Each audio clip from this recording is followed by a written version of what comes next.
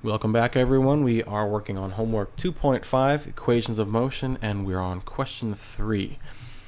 Now, our scenario is actually a real scenario, and it happened in 1992. A meteorite actually struck a car in upstate New York, and it tells us that, first of all, it tells us that the meteorite is 27 pounds. That really doesn't have anything to do with it. That doesn't play into it at all.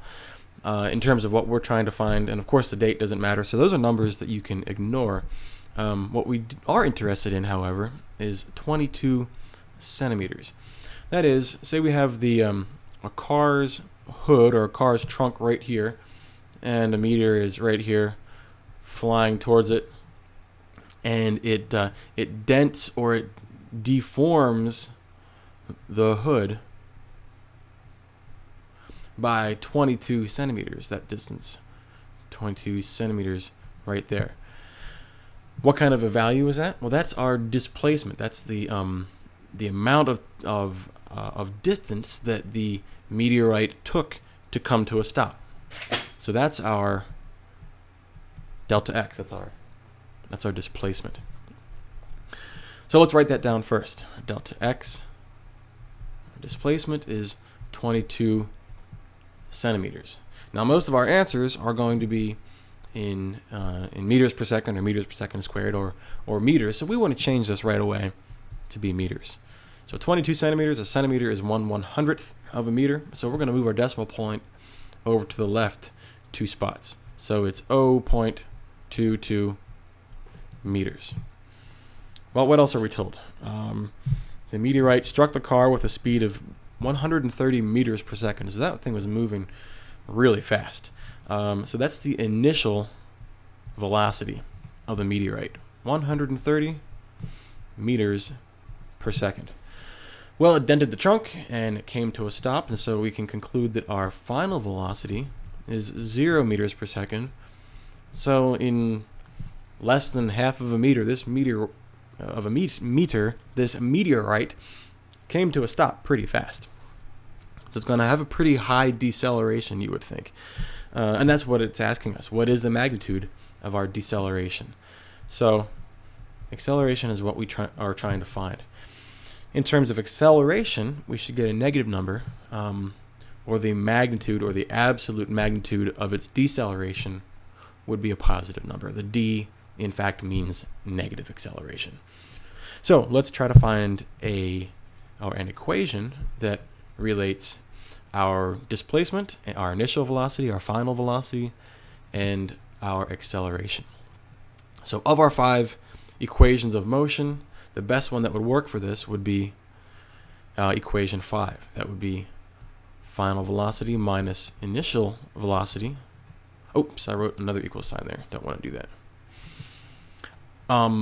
And you know what else I forgot? I forgot the squares. Let's just start all over. What equation are we going to use that relates initial velocity, final velocity, displacement, and acceleration? It's Vf squared, right, equals Vi squared plus 2 times acceleration times the displacement, delta x.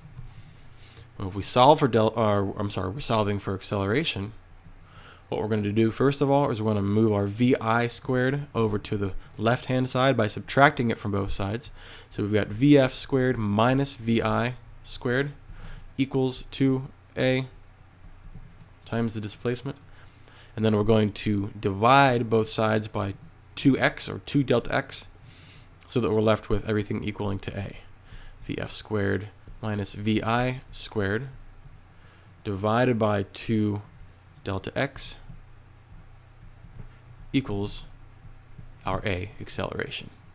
And you can probably start seeing, that this is going to become a negative number, because if our final velocity is 0 and we're subtracting a positive number from it, we're going to have some sort of negative number, and that's what we should be getting. So let's put in our values and see what we get. Our final velocity is 0 meters per second squared. Now again, that's the quantity 0 meters per second, the quantity squared. It's not 0 meters per second squared like acceleration's units, but it's the quantity squared, minus our initial velocity, which is 130 meters per second, that whole quantity squared, all divided by 2 times our displacement, which is 0.22 meters. When we calculate that out, we get negative 3.84 times 10 to the 4th meters per second squared. That's a very high rate of acceleration. That's 38,400 meters per second squared. I'm sorry, 384,000, I think. 1, 2, 3, 4. No, I was right. 38,400 meters per second squared. So that's a high rate of deceleration. And so we could say that's the acceleration, or we could say, as the question asks, what's the magnitude of its deceleration?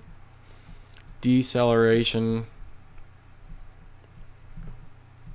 is just the absolute value of that is 3.84 times 10 to the 4th meters per second squared. Either of those would be correct. This is actually more precise because we want our answers in A or VI or VF or X or T. Deceleration isn't really a value, it's simply negative acceleration.